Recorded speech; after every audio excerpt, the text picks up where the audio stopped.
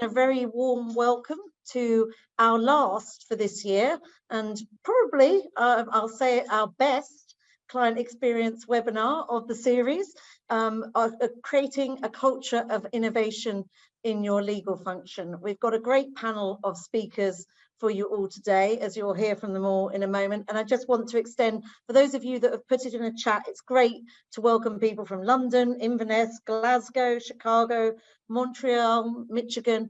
Quite often we have people from 40 different countries coming together to discuss these amazingly interesting issues and gain insight from each other. So a very, very warm welcome. At all points, we want you to feel like this is a safe space. So please feel free to share your views, to let our panelists know what you think, to share questions in the chat. We would love to hear from you all. So I'm going to pass it over now to our panelists to introduce themselves, and I'll be in touch later. Thank you. Thank you so much, Judith, and welcome everyone. Thank you so much for joining us today. I'm super excited to be on this webinar today, especially with the esteemed guests that we have, which I'll pass over to shortly. But Andrew and Alex are incredible at what they do. They are top of their game when it comes to tech GCs, and I'm really excited to have them share their views and their knowledge with us. And Nolan, incredible colleague, so I don't want to miss out on you. But just a bit about myself before I pass on. I'm Tanya Podnich. I'm currently the Global Director of Innovations at Dentons, and I started off as a construction litigator, went to run a university startup, and then actually moved to risk and compliance in-house before starting up innovation at a large law firm. So I love the space. I've learned a lot along the way. I hope that some of the stuff that we share today, you can take away and implement in your organizations. And like Judith said, please feel free to ask any questions. We'd really like to make this as informal as we can. And most importantly, we want to make it beneficial. So I'll throw Andrew to you. Do you want to make an intro? For sure, thank you. Good morning and good afternoon to everyone. Andrew Brayton, or Andy, unless I'm in trouble, please do call me Andy. Originally from the UK, still a lawyer by trade, but haven't practiced law for a while now, much more on the operations side. I'm in here in Macomb, Michigan. I've traveled around quite a lot. I used to work for AIG and American Express before joining ServiceNow. So I've worked in London, New York, California. Wife was born and raised in Michigan. She persuaded me that Michigan is a really nice place to move and spend a winter in the snow. So yeah, great to be here. Been through many transformations, many tech deployments. Happy to share some learnings, be really transparent of where things have not gone quite so well and where things have been successful, and very much love to have a conversation. Love to hear questions and comments from you all. So thank you for having me. Thanks, Andy. Alex? Hi, everyone. I'm Alex Graydon, so not Alexandra, unless I'm in trouble. And I'm Associate General Counsel at Thomson Reuters, so I'm in the in-house team. You may know Thomson Reuters because you may take products from us, but I am here, from a sort of a customer perspective, in the sense that I am a lawyer, and I'm in the in-house team advising our internal business stakeholders. And I have been in the wider legal profession for about 30 years. Most recently, over the last 20 years, I've been practicing in-house at Thomson Reuters. But over the last couple of years, I have been running our sort of digital transformation program using many of our tools and third-party tools, and driving that change in Thomson Reuters General Counsel office. And so I'm very excited to be here to share some of the aspects of the journey that have been great and the things that have not gone quite so well. And hopefully you'll walk away with some useful tips about innovation and legal tech. Thank you, Alex. And Nolan? So my name is Nolan Hurlbert. I'm a former software developer and commercial litigator, and I currently lead Dentons Canada's knowledge and legal operations team. And this is a bit of your lucky day. The legal industry doesn't let true nerds like me out all that often to talk on these things, and you may find out why as we work our way through this conversation, but I'm really excited to be here today. Our legal ops team in Dentons Canada, to give you an idea of what we do, we're a cross-functional team of about between 20 and 30 people at any given time, of legal professionals, lawyers, paralegals, technology professionals, and information research professionals. We're responsible for conventional knowledge management, legal process optimization, practice-related technology, and the innovation category of things, which often means aiming for 1990s levels of business sophistication in the legal world sometimes. But we'll get there. We'll get there. Legal ops is hot right now, and so that's what we call ourselves. But we really are just the conventional knowledge management and innovation team here at Dentons. And working with lawyers in innovation, I only have success stories to share, no failings at all. So you only hear positivity from me. It's an easy job, one day at a time. Thank you so much, Nolan. I hope the audience is as excited as I am about this chat today, and do expect some banter because we did another one of these this morning and there was a lot of banter and a lot of fun. So if we can just progress to the next slide, please, Jude. Thank you. Okay, so today's agenda, what we're going to do, we're going to loosely talk about these kind of 4 things. So what's innovation, why innovate, transform, encouraging, managing, prioritizing, delivering ideas, and the whole legal tech piece.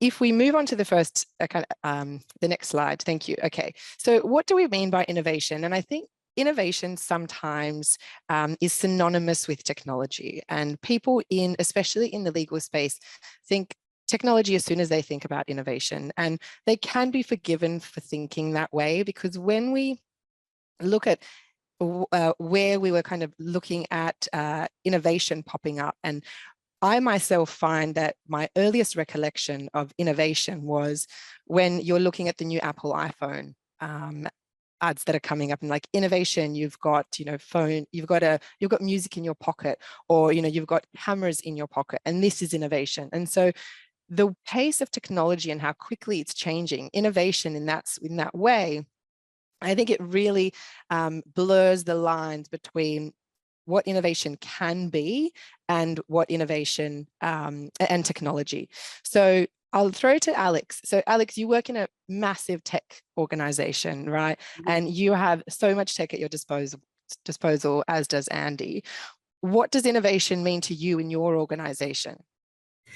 So I think it's a really interesting point, because I think legal tech innovation is the driving force.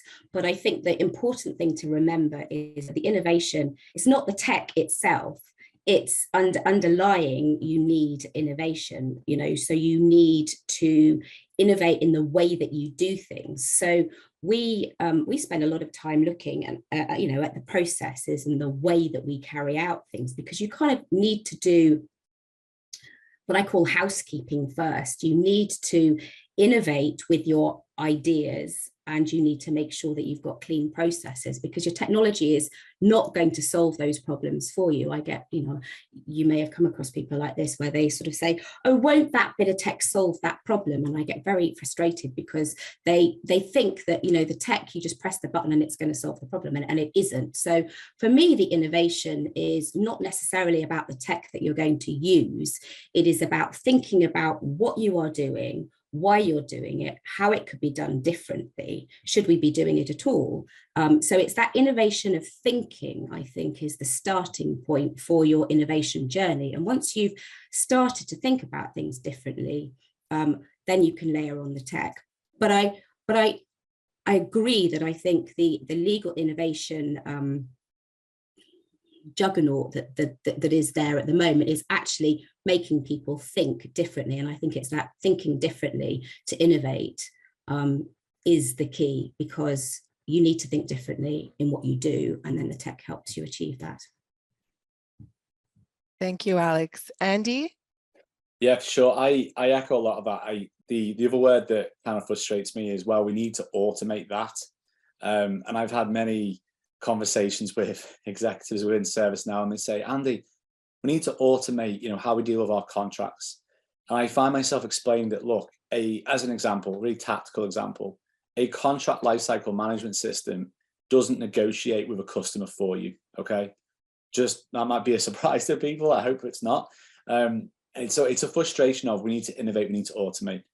I think of innovation as being just doing things better.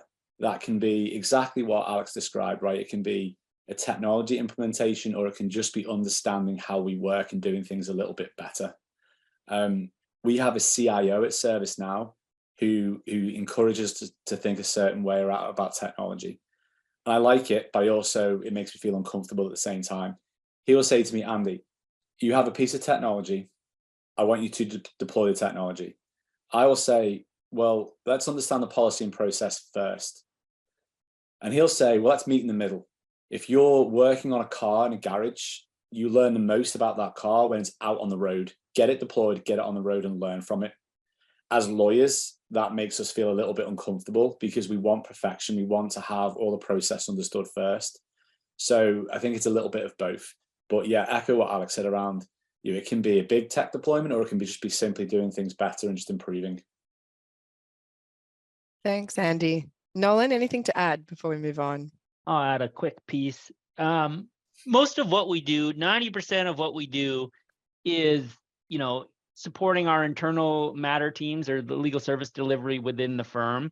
And most of what we do is not big, fancy transformation projects. We do have those multi-year projects that lumber along, but most of what we're doing is small incremental changes, enhancing the operational maturity of the people, processes, and technology that are supporting the delivery of legal services at Dentons. So innovation, although we think of the big tech rollouts and the big projects that win Financial Times awards, what we're really focused on as a team is how can we keep making those incremental improvements? Was a lawyer tracking something in a spreadsheet that they can now track in a collaborative list that is accessible by multiple members of the same team, a little more than it was in a spreadsheet in our document management system. And it pains me that we're still using some of these, what I would consider to be low-tech solutions, but it's better than the piece of paper or sticky notes on some of their computers that we've been using in the past.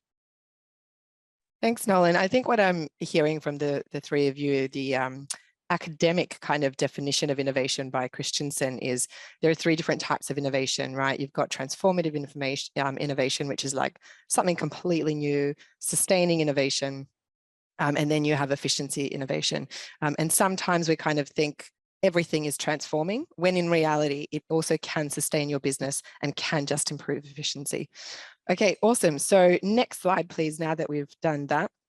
Before you move on, I wanted to say that for those that haven't necessarily started, and I think it's very easy for us who are in this space to think, we're moving on to the next big thing, forgetting that there are people that haven't started on this journey yet. But I mean, I echo all this bit about the little steps. I think you just need to find somewhere to start. And I think otherwise, if you think I've got to innovate and I've got to do, a big innovation program, you won't get started. You literally just need to start on something. And it's amazing how it grows, and it becomes quite infectious, I think, when you work out how something is improving, and then you can, deploy it somewhere else, and then people get interested, and then somebody says, oh, can it do this, or can it do that? And so, my message to anybody who hasn't got started yet is just start, but start small and get on the road with it. Yeah, definitely. I agree. Sometimes we can take up too much time overthinking things, especially as lawyers, that we actually don't do anything constructive. Okay, so if we move on to the poll, so if we could get your views on this poll, and then what we'll do is we'll tailor the next part of our session to the answers. So creating a culture of innovation. Is legal innovation or transformation a priority in your organization? So the first one, yes, we have leaders who talk about it all the time, but they don't necessarily allocate budget on a yearly basis. Yes, they allocate budget as well. Not sure, no, but we really want to. No, it's not seen as business critical. And if you have other, then just pop an answer in the chat. Okay, interesting. Just keep that going for a little while longer. And then we will close the poll shortly. But I think this is, it depends also when I work with clients, one of the things that depends on how they answer this question is the time of year. the stage of their company. It could be that actually at the beginning of the year, they were allocating budget. At the end of the year, they were freezing budget. Or it could be that they started talking about it at the beginning and then halfway through the year, excuse me. I am losing my voice, so bear with me throughout the next 40 minutes or so. So it could mean that the different stages of the organization can be at different times. Okay, so I think, are we almost there with the poll?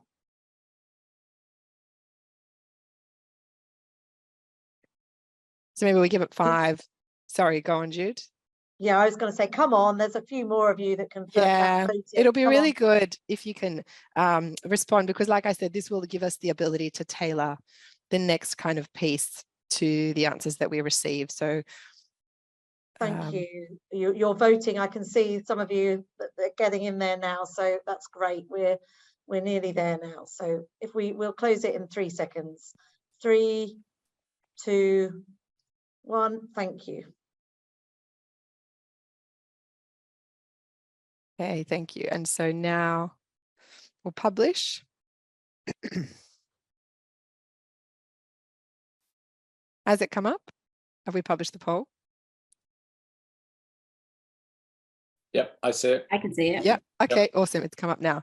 So it looks like on top is, yes, our organization has allocated budget to innovation, which is super interesting and great.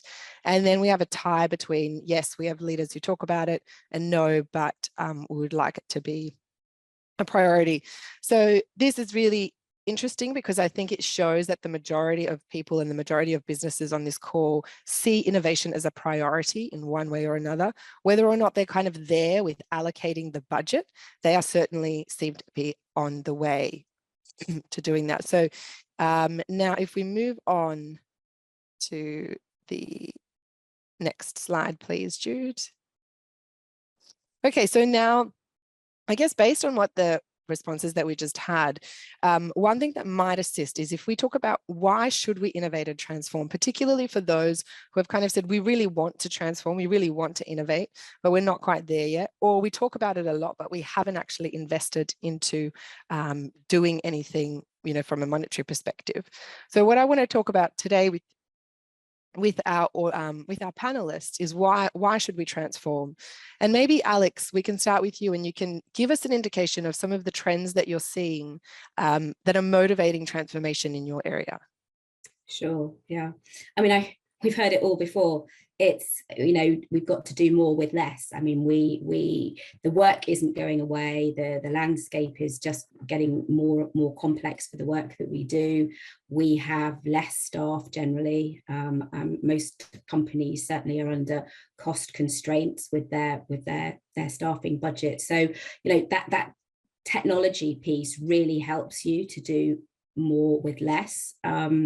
I think we should challenge ourselves when we're deploying the technology actually to stop doing some of it. I don't think we should be using technology just to go on doing more and more. I think we need that housekeeping to make sure that we should be doing it. But certainly there's that trend in more work, less people, let's use technology to help. I also think it starts to drive consistency. It makes it much easier for other people to work on matters, to move them around the team. It makes it easier to work out what you're doing. So you've got data, what you're doing, what type of work you're doing. Does it drive insights into the where you might need changes in your contract terms, for example? So there's lots of reasons why technology and innovation with technology will help you do your work better, more quickly, more effectively. But beyond that, the technology will give you, the legal team, the ability to speak in the language of the business. I think we mustn't ever forget that we are part of the business and that we should be reporting like the business. We should be showing our value.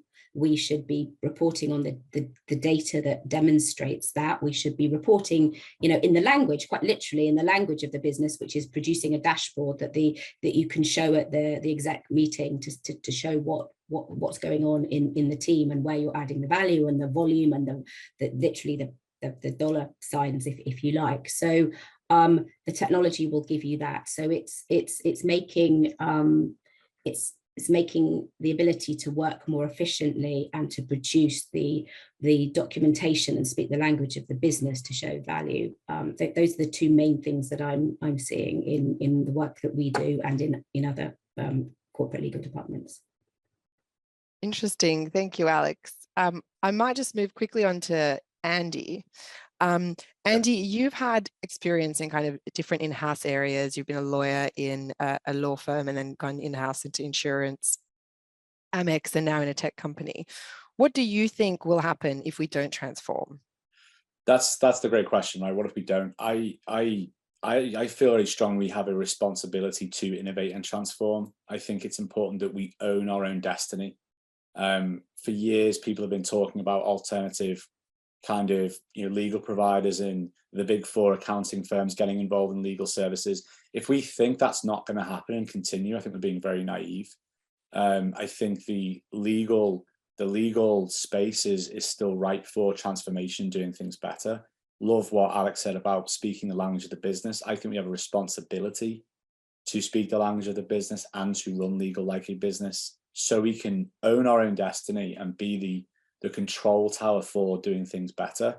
I think that what if we don't is a really great question. The other angle is talent. I just thought of this as Alex was talking about the why. I remember doing an interview not long ago, and the candidate, who was very, very strong, asked me, well, why should I join ServiceNow? What are you doing that's different in space of innovation? I'm a lawyer, but I want to do things better. I want to do things differently. And it really stumped me. And I was kind of like, oh, it's meant to be me asking the questions. You're asking me questions. What do I do? And it was a great learning curve for me. We've got talent that is willing to do things differently and push the industry into a better place. If you're not innovating, you're not going to attract that talent. So yeah, I think it's an absolute imperative that we own our own future. Yeah, and no doubt in kind of the tech company, so Andy and Alex, where you're working, all of the different departments within your organizations are consistently innovating, right? They are consistently pushing the boundaries.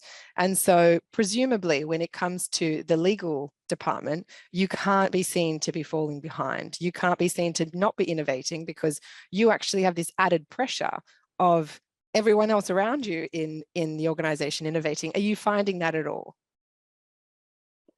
Yeah, we definitely are. Compared to the contrasting experiences in a technology company where we're expected to innovate and transform, whether we like it or not, we're still a cost center. We're still a line item on a budget. We're pushing the boundaries at ServiceNow for sure in terms of the legal function compared to other support functions in the company. Contrast that with my experience with financial services and AIG and American Express, wanting to do things better, wanting to move the needle. But the reality is the resource to help us do that is focused on other things. So contrasting experiences for me, they're definitely catching up, but there's still work to do. Alex, anything to add? Well, I suppose our organisation, we've been, as a whole organisation, have been on a change programme, which has been well documented for the last 2 years. And we've spent a lot of money changing our organisation. We've spent a lot of time training the whole organisation on, to think digitally, to think digital first. And so we couldn't not be part of that. I mean, we didn't want to not be part of it, picking in double negatives there, but we were keen to be part of it, but we were definitely expected to be part of it. And whilst I'm sitting here as a lawyer, I'm also sitting here as part of a company that is selling products to the legal profession. And so we are part of that development. We give that feedback to our product developers, and it's a really interesting place to be as a lawyer in a tech company with a tech solution, and so we couldn't sit on the sidelines, nor did we want to. So absolutely, I think the culture of enterprise change and enterprise innovation definitely flows through to us in the legal team. Awesome. I think one other piece, and Nolan, feel free to jump in if you want to. One thing that I think is important when we're looking at why innovate and transform, not just within our legal functions, but the time in the economy at the moment. One phrase that I recently heard was, we all need to be preparing for the recovery and not the recession right now. And this is where innovation can play a really, really big part and a big role in your organization, to make sure that you're looking at not just the next 2 months, 3 months, 12 months, that you're actually looking at where will your organization be and how will it come out on top in 2 to 3 to 5 years' time. Okay, so we might just move on now given time. So Jude, if you can, yeah, cool. How to encourage, manage, prioritize, and deliver ideas. I'll throw to Nolan here. Maybe Nolan, you can kick us off, and then we'll launch a short poll. And again, kind of try and tailor what the answers are to the to what we're going to be speaking about. So how are some of the things that you're doing at Dentons Canada? How are you going about encouraging, managing, and prioritizing the ideas that you have? I'm going to try to give a practical picture, and I don't know how clear it's going to be, but if it's not clear, you can all reach out to me and follow up, and I'll explain what I tried to explain right now. The first piece I said, like, I know you said we have to move on. Why transform is because the verdict is in. You can deliver legal services better through innovation. No one's debating whether the old way of doing things is better anymore. There are definite areas that you must transform and you must innovate, or you will be less efficient. That's particularly important on the law firm side, but I have no doubt it is as important on the in-house side as well. And so what we do to continue to make sure that we are leading in the market in Canada is use a couple of tools to keep our team moving the incremental operational maturity enhancements forward on a day-to-day basis.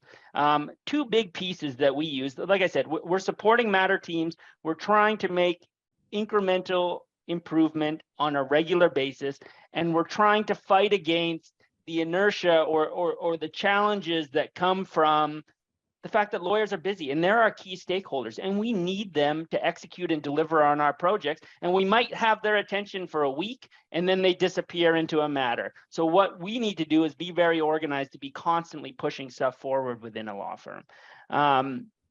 We use a couple big pieces that I think would be useful anywhere. One of them I refer to as complete work capture. So anything that we have been asked to do, anything that we are doing, anything that we would like to do, all finds its way into a big project management tool where all of our work and potential work lives. That does a couple big things. One, it allows the team, which is spread out over multiple offices across the country, to quickly and easily see what everyone is doing. It allows them to bring work out of, or communications out of email, and we communicate through this project management tool rather than entirely through email. So increasing collaboration, increasing transparency as to what's going on. And it provides us this big pile of work that we can then engage in a prioritizing exercise regularly to choose what we're going to be doing.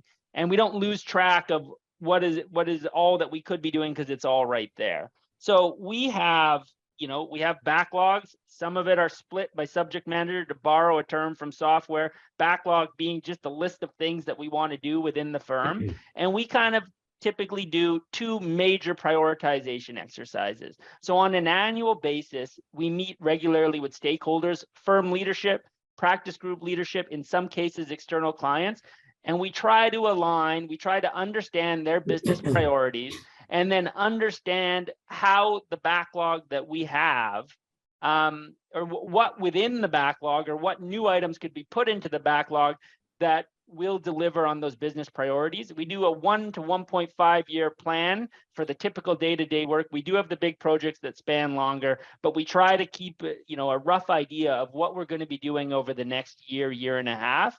And then we use one other prioritization tool that I find very helpful, and it's really it's derived from OKR and OKR framework, which is an objective key result framework. It's just another kind of smart goal setting.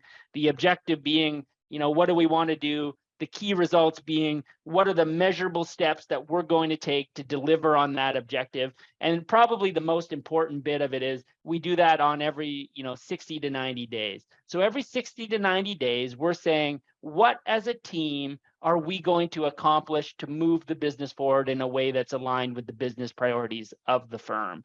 And what that allows us to do, one, I think making the objectives very team focused allows us, we're a very cross-functional team, allows us to all come together and make sure we're all aligned on what does this group of 30 people need to produce to be successful at the end of 90 days.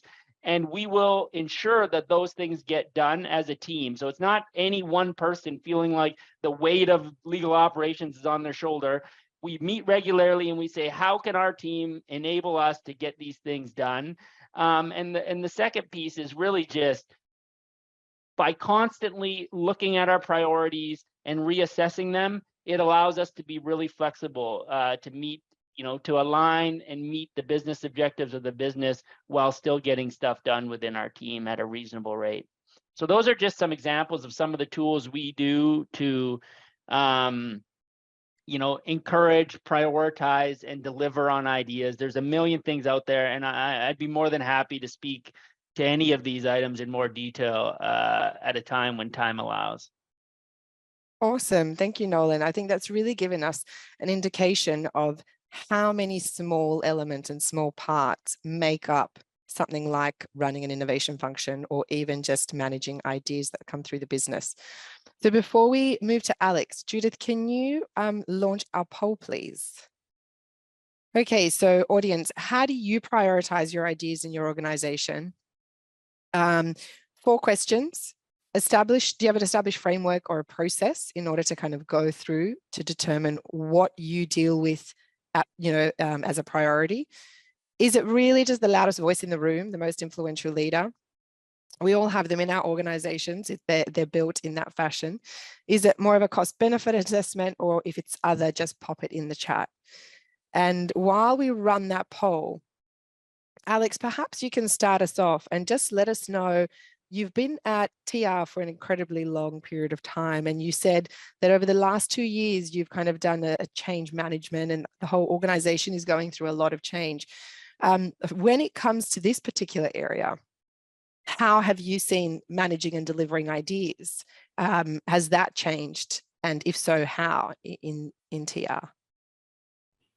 Well, just focusing on the change within the legal team, it's interesting hearing Nolan talk about this structured way of doing things. And full confession here, we don't at the moment. We've been doing, the change program's been running for sort of 2 years, but it's the last year that it's really ramped up within the legal team. And we consciously made a decision not to stifle people's creative ideas. And so we let everybody and anybody raise anything that they wanted to do. And we pretty much, within reason, went with it. And so we have got lots of ideas, lots of small bits of innovation, small ideas here. And so we have got people really engaged, because I think if we'd started with a very formal framework on, I don't know, a committee, and you had to bring your idea and all that, I think it would have stifled innovation. And to quote the words of our head of legal operations, we have a nice problem now, which is we have got lots of ideas. We've got lots of people who are keen to offer their ideas and their suggestions and to get involved. And now we are looking at what we've got, and we are thinking about prioritization, because we just can't do everything. So, I'm doing my planning for next year, and I was just literally trying to get all of these ideas, from mini micro ideas to massive big projects, all down. And I've got 43 of those at the moment, and there's more of them to come. And I've been going through each of the practice groups, and I have been trying to understand what their needs are, additional to the 43 things that I have thought of that are needed. And then I will move over to more of what Nolan was talking about, running your backlog. We will work to prioritize that work, And we'll be looking at the low-hanging fruit. You know, you don't want to be doing everything that's big. We'll look at the low-hanging fruit to see if we can have some really quick wins, because they are really important to the business and to the lawyers to see that these things are making a difference. So you'll go for your low-hanging fruit and your bigger sort of programs that are going to make a significant change, and you need a mix of both of those. So we will be going through a prioritization exercise. I will have my massive long backlog. New ideas will come in, and I'm not just going to be reactive to each new idea. It will go on the backlog. We'll deliver the front list, or whatever you want to call it, and we'll prioritize like that. But as I say, we didn't really do anything to stifle people, and now we're moving to more formal prioritization. Thanks, Alex. I think that's a great problem to have, right? Too many ideas, guys. You know, let's try and work out which one is the best one to progress. The other important thing I think when it comes to innovation is, and I'll go to Andy after this, to fail fast in a way where it's not really about consistently delivering successful ideas. Well, it is, but in reality, innovation does not work in that fashion. And you really should be able to have an environment and create that safe space within your organization that it's actually okay if we have all of these ideas, we've put them through you know, a particular cost benefit analysis or an established framework or whatever that might be, and then we've decided not to continue. But Andy, what have you seen in the past? Anything to add? Yeah, just some real quick points. So I think the encouraging the ideas is the easy part, right? It's great to encourage ideas. The real difficult part then comes the decision making on what gets prioritized. We have a very kind of formal structure internally that we set up for various levels of steering codes and operating committees. I'll tie it really quickly because I know we're looking at time. Real quickly to the comment earlier in the chat around practical advice around how do you get the investment for innovation, even if the savings impact is not exactly apparent early on. I think it's really important that you try your hardest to show to leadership there is going to be a cost benefit to what you're trying to do. But what we tried to do early on when we rolled out our own platform internally was really focus on how is it going to make things better and life better for the business. And let me give you a very practical example. One of the early workflows that we launched was our commercial legal team, who deal with all the contracts for ServiceNow, which is a lot of work. They are now engaged by the broader business through a workflow. And it's very hard to show metrics early on about how that benefits people, other than to say, this is going to make the business's life a lot easier. And as soon as you say that, that will get the attention of leaders and explain how this is going to improve and make their life better and easier. That's how we did it. We've had pretty good success doing it that way. But as we've been going on for the last 2-3 years, it's becoming harder and harder to decide what is a priority versus what can wait. And I think you just have to accept that's going to be a difficult process. But good problems to have, like Alex said, for sure. Thanks, Andy. So yeah, just to follow up on that question, it's a really good question. And it was, you know, asking, do we have any field advice regarding convincing leaders to invest in innovation? One thing that I have found works is data. So have a look at, map out exactly what you do now and how the process is being done at this particular point in time. Calculate everything that you possibly can in terms of cost. So how many people are touching that particular process, how long it is taking for them to do this, you know, how many departments is it touching, and really do a process map of how that particular area of your organization or your business operates. And then if you find the tool for investment, so if you find the innovative tech, for instance, that you think will help you solve that problem, have a look at, you know, do a side-by-side comparison. What is it that this particular tool is promising that you know, how much time you can save and therefore how much money you can save.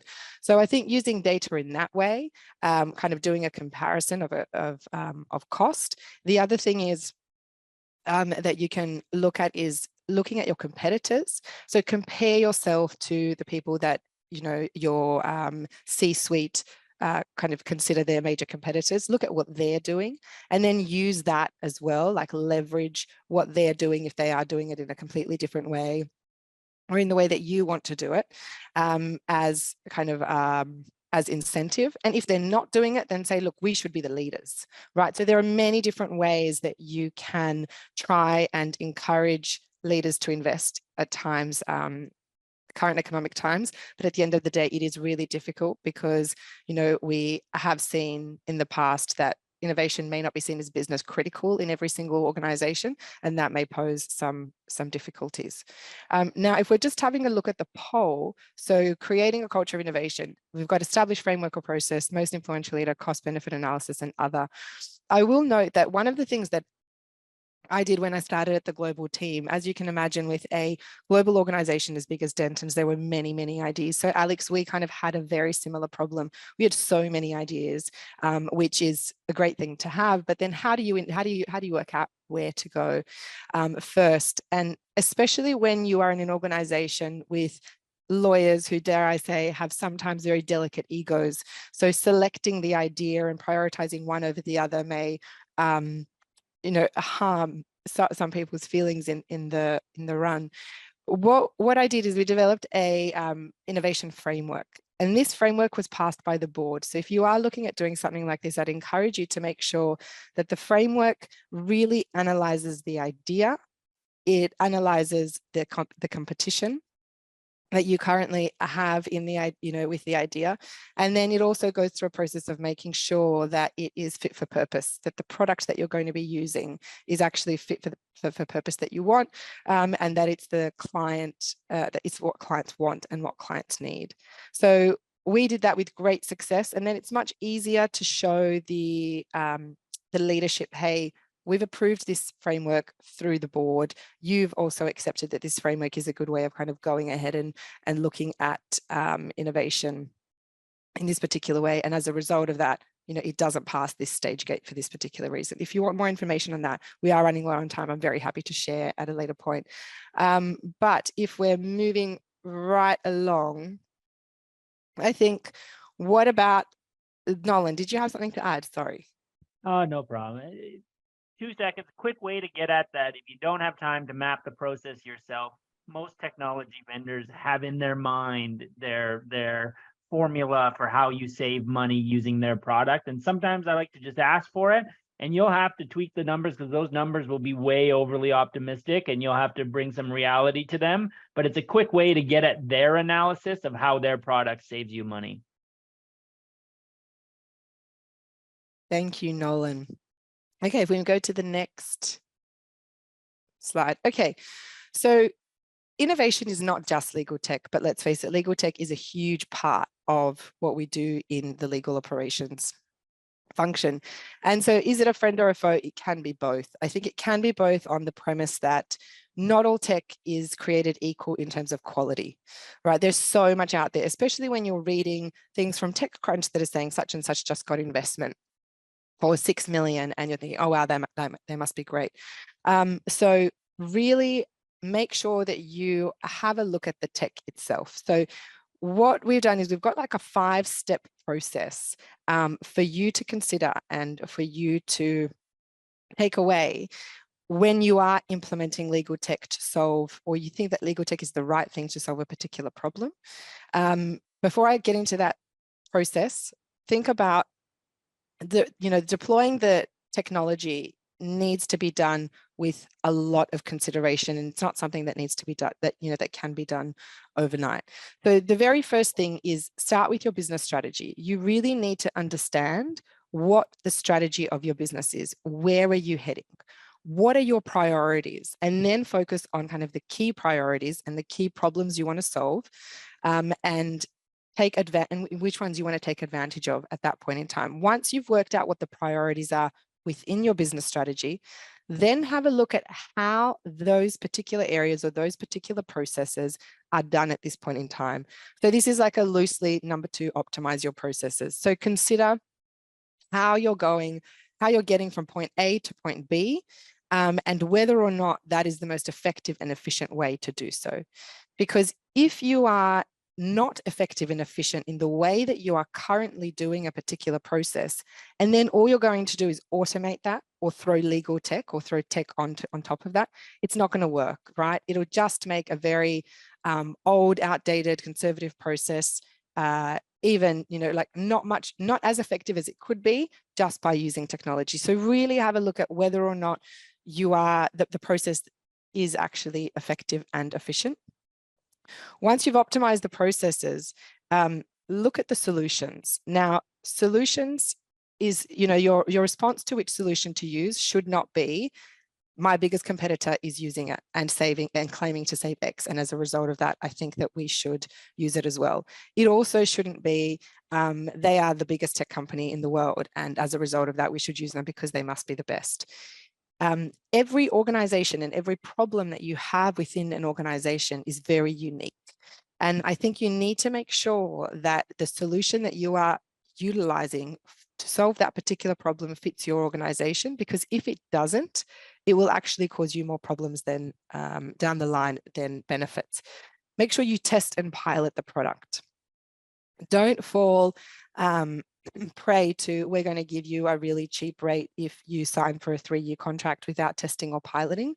I would highly discourage that, irrespective of the price of the product and how much of a discount you're getting. Really do a pilot test, and with the pilot test, make sure that you have key success metrics, and make sure that these key success metrics are met or not met. And if they are met, then fine, continue. But the pilot product or the pilot phase of this while you look for the solution is really imperative to make sure it fits within your business and that it adds value to your business, right? When you are doing this pilot and when you are looking for solutions, I'd highly encourage you again to really appoint your champions while you're doing this and bring the users on the journey that will be using it. I've spoken to some clients and they've basically said, well, we've rolled it out, the IT and business services team have rolled it out, but it's being used by legal, and legal are like, this doesn't work for us, we don't like it for all of these reasons, and so on and so forth. So if you bring users in, you show them that this is all about adding value, then they will be much more likely to take that on board. And I think that neatly brings us into the change management piece. Change management is number 4, and it's extraordinarily important because it ensures that we see value in this new way of doing things, and the users actually see that this will help them rather than hinder them. Excuse me. And again, when you're deploying it, make sure that success metrics are deployed and that you test to see whether or not it's successful or not. And the last kind of piece is monitor and adjust. So really keep track of how the tech is performing. Is the new process meeting expectations? If not, why or why not? And you know what? If it's not meeting expectations, be confident and comfortable to kill it and to try something else. One thing I would highly recommend is do not throw funding and money into a tech tool that isn't working just so you can save face, or just so you can say, look, as a result of what we have, just so you can tick a box rather, okay? Because people will not be very confident with legal tech going forward if something just sits on a shelf and collects dust. So that is a lot from me, but I'm going to throw the floor open to maybe Nolan. Do you have anything to add? One piece to keep in mind as you're looking at solving a problem with legal tech, and I see this come up time and time again, is sometimes we focus too much on the requirements of the specific problem, and we don't think big picture on how the other problems that may arise down the road, and some of the solutions that we already might have within our organization or within our legal team. So we really need to be thinking about what are the collective pile of problems that we want to solve in the relatively near future, and what are the types of solutions that can be deployed to solve those problems, or what do we already have that might be redeployed in a different way to solve those problems. And because that might change, you might have a perfect solution for this one problem, but maybe the second choice actually solves 2 problems. So you have to have all your problems in mind as you're mapping out your technology, because it's a big lift to launch anything, and you really want to be deliberate about kind of the big picture and how your legal tech evolves. Thanks, Nolan. Alex, anything to add? Yeah, I think one of the key pieces is the relationship you have with the vendor of the legal tech, because they should be your friend in this, and they should help you get the best out of your tech, because quite often you don't necessarily know what it can do, but the vendor should and will know what it can do. So I think you need that really regular dialogue. They need to be supporting you. They also will need to support you in making sure that your tech is future-proofed, so that you know, as your needs change, as the business needs change and you have to change, that your tech changes with you. If it's not doing something that you want it to do, don't give up and throw it away. You know, to talk to the vendor, because I bet you if you're thinking it, there's, you know, a handful of other people, if not more. And so going back to that product development, you know, get it on the vendor's backlog for development, and then, you know, hopefully it will meet that requirement. And actually you might find that they're very grateful for your input in that product development. So make sure that you get the best out of the relationship with your vendor. Thanks, Alex. And before I throw to Andy, if anyone has any questions, now's the time to pop them into the chat. We'd love to see whether or not you have any questions based on what we've discussed so far. Andy? Yeah, I think, you know, I think you look at it as a partnership. I think balance with taking a very thorough approach, which I wholeheartedly agree with. Balance that with the pace, right? Trying to get things deployed, actually learn from the technology. If you look at that as a partnership lens, I think that's, you know, investing in that relationship long term is really important. Listen, right, I'll always be transparent as much as I can. I work for a very large technology company. We have a legal platform, but we also, you know, it's a very small part of the business. One of the things that we are hyper focused on is that customer voice. You've got to listen to your customers, and, you know, whether you're a law firm, whether you are a company or financial services, wherever you are, you can be a customer. So look for that partnership, like Alex said. It's very, very important. So yeah, good stuff. Thanks, Andy. One other thing, just based on what you guys have said, is also really important to add is the integrations. So make sure the tech that you're implementing has the ability to integrate with the existing technology that you have, so you can leverage the data. I know everyone's talking about kind of data is the new oil and all of that jazz, but what really is the new oil is you understanding your business in a deep way that you were not able to understand before, because you were not able to record all of this data and have all of these metrics kind of just shown to you and displayed in a very visual and readable manner. So if they can integrate with other products, I would strongly recommend that you try and do that to see what benefit they can bring, because otherwise you may be losing out. Now, do we have any questions that have come through? No, come on, a shy group. No questions at all. Hey, can I just add one quick point about integration? Of course, Andy. Questions. So I think that's really important. Let me give you an example. We at ServiceNow, we use Thomson Reuters. We use the e-billing system, which integrates with our own system. 2 examples of well-established systems which are really easy to integrate with. If a system doesn't have really open, easy APIs, that is going to be a problem. And some kind of nuggets you can ask vendors is, hey, how easy is your system to integrate? If they say it's easy, the next question is, okay, what type of resource or level of resource do you typically see is needed to integrate your systems? That's a really good test, what their answer is. If it's a relatively light touch, if it's a relatively straightforward process, that's a really good sign. And that's something which I know from experience with Thomson Reuters ServiceNow is very possible. So just bear that in mind. Thank you, Andy. Maybe we can launch the last poll, Jude. Excuse me. So what obstacles to innovation are there in your organization? Very quickly, is it budget, culture, resources, team, expertise, leadership, or other? Pop in the chat. This always, I think, we find very interesting results for this one here. And again, I think it depends on what time of year and what stage the economy is at that we're asking this question for. But while we wait for that to come in, anything else? No. Nolan, do you want to add something in? before we get the results of this? There's a question in the chat about how to wade through the incredible amount of legal tech that is available, and it is a challenging problem.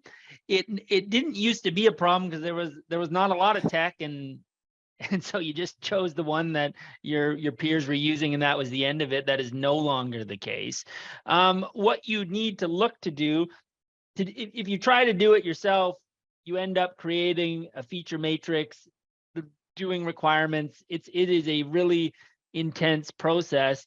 What I would look to do to narrow it down is look to consultants, law firms, and other organizations that have the expertise with the different tools to help narrow that selection for you. Denton's in-house solutions is something that helps with that. Many of the Denton's law firms have people within them. In Canada, it's our team that have a lot of experience with legal technology. So reach out to your trusted advisors and hear from them what they're hearing from on the ground. A very good point, Nolan, and thank you for picking that up. I've totally missed it. The other point maybe to add for Judith there, do some research and continue the research depending, don't just do research and then 6 months later go, okay, we're ready to deploy without doing an update on what you've researched, because there is so much tech coming through. Make sure that your research is up to date before you make the decision, because new features and new things are coming up consistently. Okay, so we've got the results, and yeah, at the moment it's budget and resources that are the two big obstacles.